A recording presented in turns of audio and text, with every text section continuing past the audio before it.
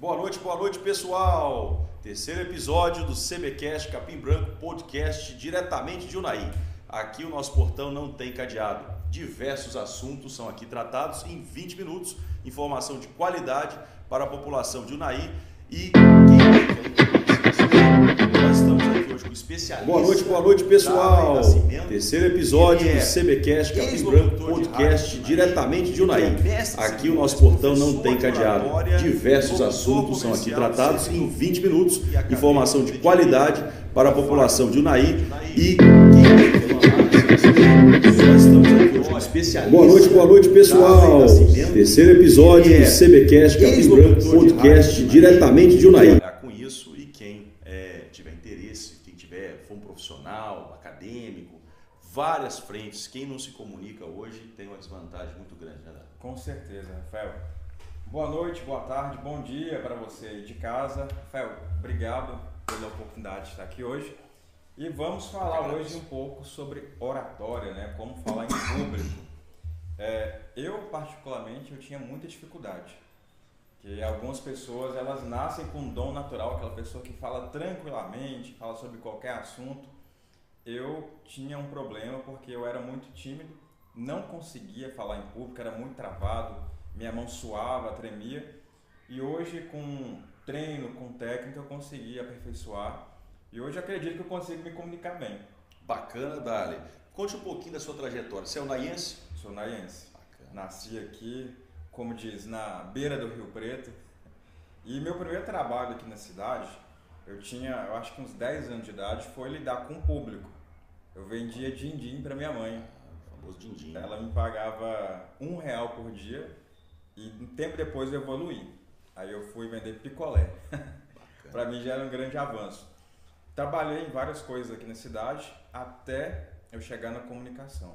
Bacana. E foi bem engraçada essa história da comunicação, porque acaba que foi meio por acaso. Tinha um teste para trabalhar na rádio aqui de Unai, uma rádio comunitária, a 87.9 FM.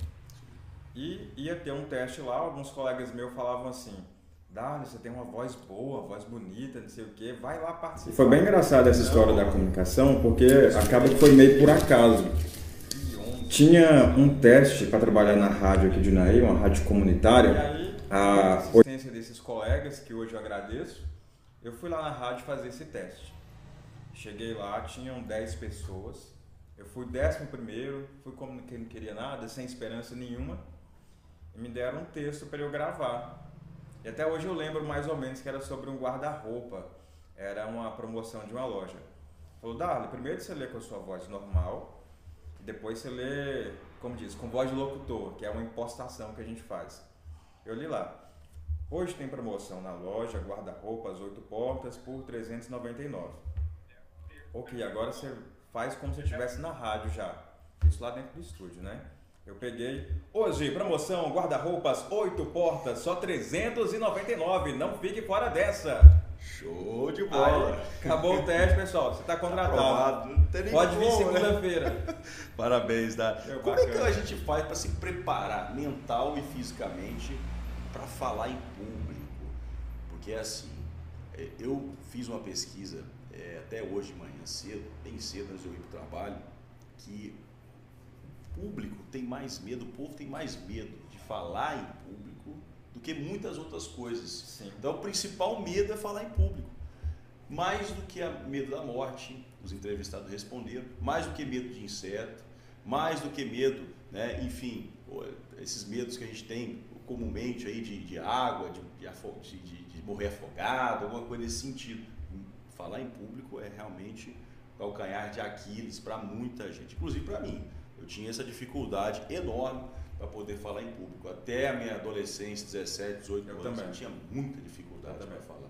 Como se preparar ainda? Rafael, para responder a sua pergunta, eu quero voltar um pouquinho e quebrar alguns mitos que as pessoas têm sobre comunicação, sobre falar em público. Algumas pessoas acham que para falar em público, falar bem, você tem que falar muito, mas não é isso. Eu conheço, acredito que o senhor conhece, e você de casa deve conhecer também, alguma pessoa que fala muito, fala o tempo todo e não deixa a outra pessoa falar. Isso não é falar bem, isso é ser chato. Quer dizer, falar bem, você tem que escutar bem. Exatamente. E quem fala demais... Falam, mas não ouve o que o outro tem a dizer. E entrando nessa questão de falar em público, pode parecer clichê, mas é verdade. Um dos primeiros passos é você conhecer o conteúdo, você dominar aquele assunto que você vai falar. Sou juiz, sou domina a área do direito, vai falar muito bem, vai discorrer sobre isso. Uma pessoa que ela trabalha com móveis planejados, ela chegar aqui, ela vai dar uma aula. Se eu for falar sobre móveis planejados, não vai sair nada, porque não é minha área, eu não me preparei para isso. Por isso é muito importante dominar o conteúdo. Você vai ter mais segurança, mais tranquilidade em falar. Exatamente. Histórico, embasamento, né? E quem está ouvindo, o espectador, ele vai entender se você realmente está tranquilo, está passando credibilidade. E, enfim, eu também tenho essa dificuldade. Quando, por exemplo, eu estou diante de um evento que é fora da área do direito, que eu preciso de me pronunciar, reunião em família, faz uma oração ali, apesar de a gente acompanhar leitura de textos, enfim, acompanhar, rezar também, praticamente diariamente, só que quando chega para fazer aquelas chamadas de reunião familiar, eu tenho dificuldade, quer dizer, agora na área do direito, claro que é tranquilo, mas no improviso de questões diferenciadas assim, eu já tenho uma dificuldade muito grande. Então, isso independe da preparação, você já tem que estar preparado para tudo, né, praticamente, né? Porque a qualquer momento você pode ser chamado a se pronunciar. Tem algumas questões que a gente pode se preparar, a gente pode fazer alguns treinamentos. Por exemplo, quando eu tinha muita dificuldade de falar em público, eu era mais jovem, e o que eu fiz para conseguir melhorar isso? Uma das coisas que eu fiz, se eu tinha dificuldade de falar com outras pessoas desconhecidas, né? Sim. Pessoas do meu convívio social ali, com os meus amigos, era aquela coisa, oba-oba. Mas chegar uma pessoa nova, já ficava meio desconfiado assim, será que eu falo, como que é? Eu passei a falar com pessoas desconhecidas, pessoas estranhas na rua. Não conheço a pessoa, nunca vi. Chegava na pessoa, meu amigo, você sabe onde que fica a rua tal, a Governador Valadares? Mesmo sabendo? Mesmo sabendo, era só para conseguir quebrar aquele gelo. A pessoa, não, fica ali, você vira ali, é lá nessa rua que fica tal comércio, né?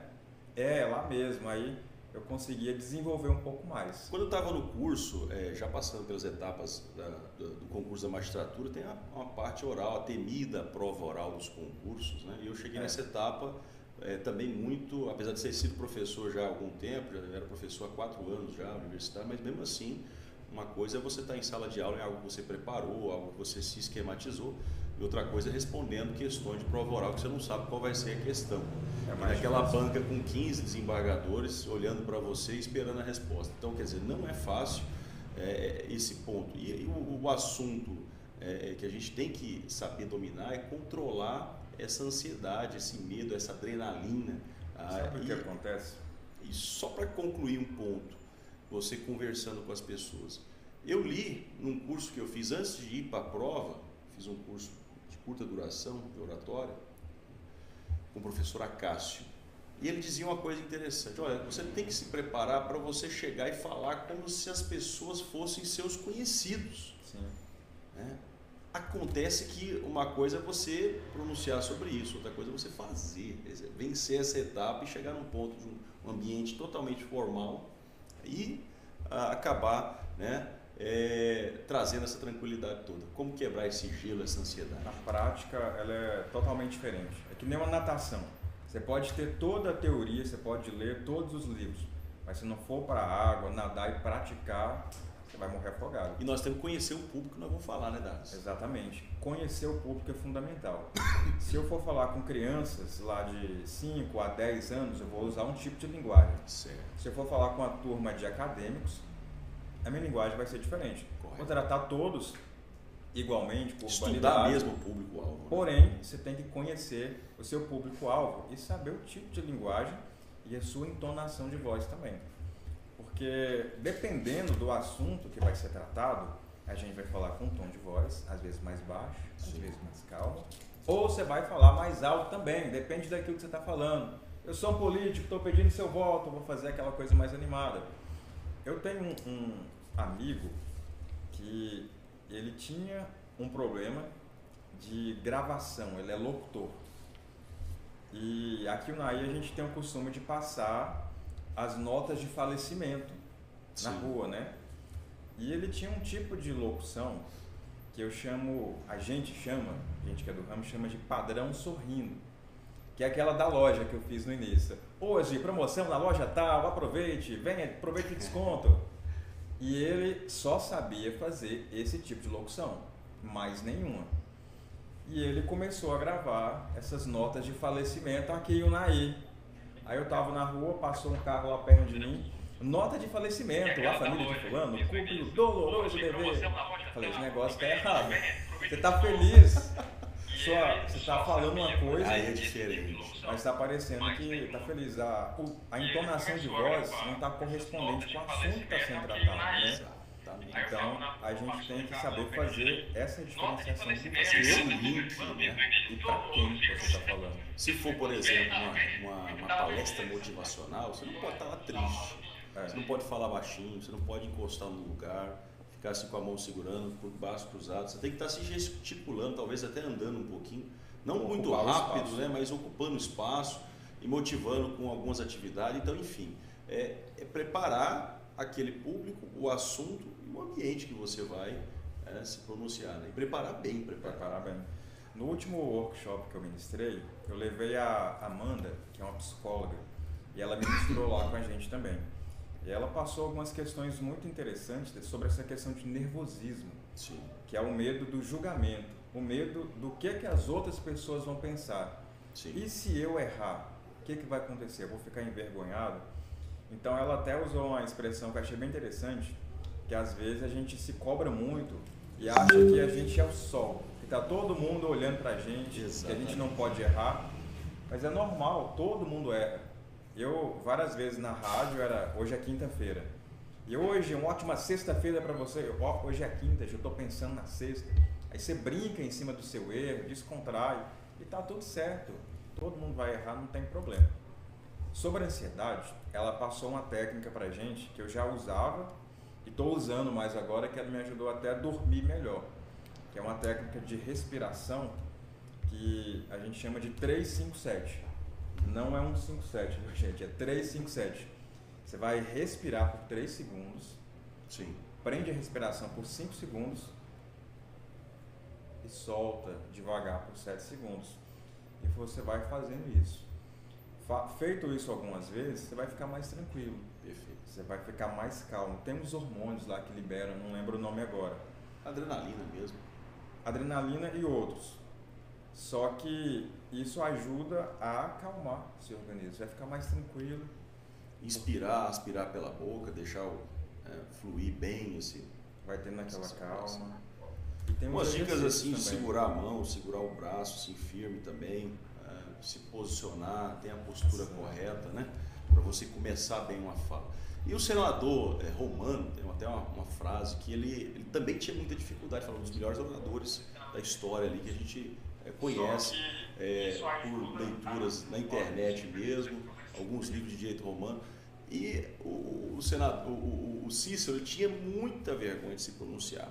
E ele sempre dizia uma frase interessante, né? Que quando ele começava a falar e começava bem, as águas se calmavam, o vento parava de soprar. A questão é começar bem, né, Dan? Começar bem. E, puxando um link com esse assunto, tudo que a gente for falar e fazer tem que ter uma introdução, um desenvolvimento e uma conclusão. Eu canso de dizer isso para vocês lá na faculdade Facto, um abraço aí para os alunos do 10º período, do Direito Eleitoral, colegas do DALI, que estão lá, né, com o desafio do Direito Eleitoral e tantos outros compromissos do 10º período.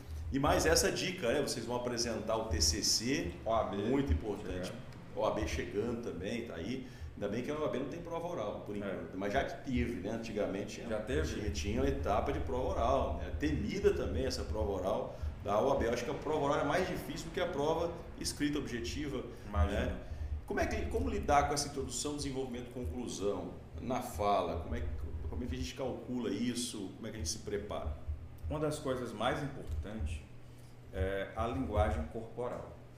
A gente tem uma divisão que são as palavras, a gente vai ter aí o que vai ser dito e a gente vai ter a nossa linguagem corporal, que é o maior percentual da nossa comunicação. Ela chama mais atenção do que aquilo que você fala. Então, se você começa a sua palestra cabisbaixo, o ombro pedindo aqui, desculpa, não pode, braço cruzado. gente, desculpa aí e tal, eu vou falar sobre o tema tal. Né, não dá. Outra questão que eu já vi, ficar de costa para o público. Às vezes tem um slide, uma TV, e a pessoa faz isso aqui, ó. Está de costa o tempo todo. Eu vi isso pessoalmente em uma faculdade, não foi na Facta, que um colega meu estava apresentando um trabalho, ele o tempo todo aqui de costa. Apresentou e o professor falou: parabéns, o doutor mostrou que sabe ler, pode sair da quarta série. Agora explica pra gente. É aquele clima constrangedor, né? E muitas vezes você tem vergonha e medo de ler em público. Existe. Quiçá fazer uma explicação densa sobre um tema que você estudou, mas talvez faltou aquele aprofundamento, né? Aí que a coisa se complica. Tem uma dinâmica que eu sempre faço nos cursos, nos workshops que eu ministro. Eu queria fazer aqui agora. Posso? Pode ser. Sentado mesmo. Você que está em casa, o senhor também, quero que vocês façam assim com a mão. Não vamos fazer oração não. Esfrega até ficar quente. Agora você vai colocar a mão na nuca, assim, o mais rápido. Colocou a mão na nuca ou colocou na testa? Na testa. Eu falei nuca, não sei se vocês fizeram, ele colocou a mão na testa. Porque o que eu gesticulei é mais chama rápido mais atenção do que eu falei. do que você falou. Vocês entenderam? Aponta o indicador assim pra gente? Dessa vez Tá esperto, né? Eu não consegui pegar ele, gente, mas faz parte. Geralmente o pessoal faz assim com o polegar, né, ao invés do indicador. Mas isso mostra a importância da nossa linguagem corporal, que a gente gesticula, sobressai muitas vezes ao que a gente fala. E essa questão de modulação da voz, como é que a gente vai trabalhar com isso numa palestra, numa fala em público, enfim, qualquer ambiente de fala em público? Um problema que eu vejo que a maioria das pessoas que tem dificuldade em comunicação tem é falar muito baixo. As pessoas falam baixo por vários motivos. E a gente tem que aprender a impostar um pouco a nossa voz. No treinamento que eu faço, eu ensino as pessoas a fazer esse jogo com a voz, essa modulação, imaginando que tem uma pessoa a uma determinada distância, lá no fundo da sala, por exemplo. Aí você vai falar de forma que aquela pessoa que está lá no fundo, ela consiga te ouvir. Você não precisa gritar, mas você vai falar de forma que quem está no fundo te escuta. Consequentemente, bem, firmeza. Quem está na frente vai ouvir também. Ótimo. E tem alguns treinamentos tanto de modulação de voz quanto de dicção também. Minha língua é um pouco presa, então eu tenho que fazer esses exercícios. Mas é importante você ficar alternando um pouco durante uma palestra. Por exemplo, uma palestra de 30 minutos, com uma palestra ideal, né? Você vai aumentar um pouquinho a voz, dá uma ênfase em algum tema, tem as nuances. Volta um pouquinho, gesticula bastante. E tem até os gestos corretos, você manusear e evitar gestos obscenos, essas coisas. Exatamente. Que precisam ser também muito observadas pelo palestrante. Eu gosto da caixa, que a gente usa como modelo se estiver segurando uma caixa. Você está em pé, peso distribuído entre as duas pernas igualmente, não vai ficar uma perna aqui e outra perna aqui, peso distribuído igualmente. Ocupei o espaço, andei para lá, andei para cá. O que eu faço com a minha mão? Não coloco ela para trás, nem dentro do bolso. Nem dentro do bolso, muito bem, nem dentro do bolso. O que eu vou fazer com elas? Não vou cruzar também.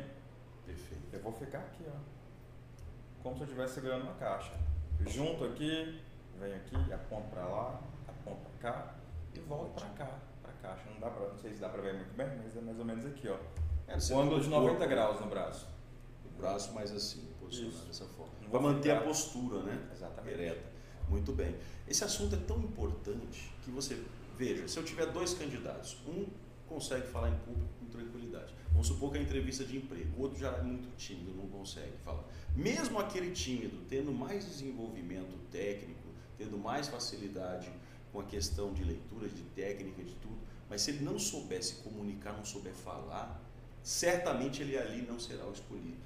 A comunicação é extremamente importante. E nós temos uma dificuldade hoje porque, por exemplo, as escolas de ensino fundamental já deveriam fomentar isso em sala de aula com mais seriedade, com mais robustez, aprofundamento e frequência.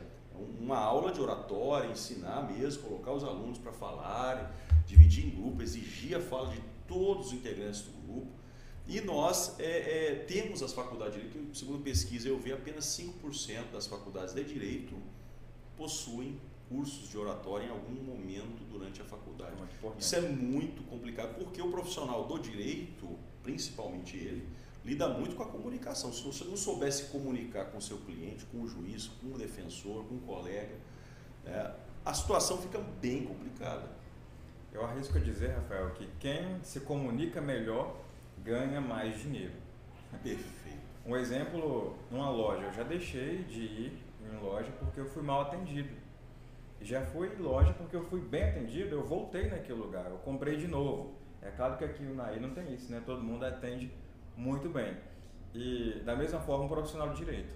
Ótimo. Ele vai para uma audiência, vai para o tribunal do júri, né? Sim, que exige muita argumentação. Principalmente. Eu conheço advogados que eles têm o conhecimento técnico na área criminal, mas eles não pegam essa fase do júri, né? Isso, por dificuldade. Pecado, né? Tem que fazer. Por dificuldade. Uma coisa que eu me arrependo é não ter feito júri enquanto advogado.